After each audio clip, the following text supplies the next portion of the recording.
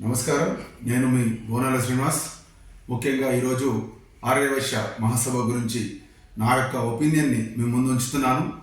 పెద్దలకు ఒకటే సూచన, వైశ్య ప్రజలది ఏదైతే ఉందో వైశ్య కమ్యూనిటీ వాళ్ళ ఆకాంక్ష మేరకు మీరు ప్రజాస్వామ్యబద్ధంగా ఈ విషయంలో వ్యవహరించాలని, ఆర్యవైశ్య మహాసభ ఎలక్షన్ విషయంలో ప్రజాస్వామ్యబద్ధంగా వ్యవహరించాలని ఈ సందర్భంగా నేను మిమ్మల్ని విన్నవించుకుంటున్నాను.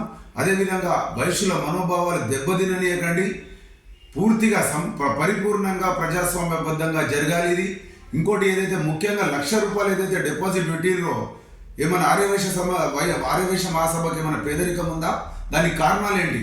₹1,00,000 పెట్టడానికి కారణాలు ఏంటి? ₹1,00,000 డిపాజిట్గా ఎవరైతే పోటీ చేయాలనుకుంటున్నారో వారికి ₹1,00,000 డిపాజిట్ పెట్టడంలో ఆంతర్యం తెలుసుకోవాలనుకుంటున్నాను. దాన్ని విరమించండి. దయచేసి అందరికీ అవకాశం ఇవ్వండి. ఎవరికైతే పోటీ చేయాలని ఆకాంక్ష కలిగి ఉన్నారో వారందరికీ అవకాశం ఇవ్వండి. ప్రజాస్వామ్యబద్ధంగా చేయండి. నేను ఎవరికి వ్యతిరేకం కాదు, ఏ వర్గానికి వ్యతిరేకం కాదు. నేను మీ బోనాల శ్రీనివాస్, ప్రజాయుక్త పార్టీ జాతీయ అధ్యక్షులు. నమస్కారం. జై వాసవి.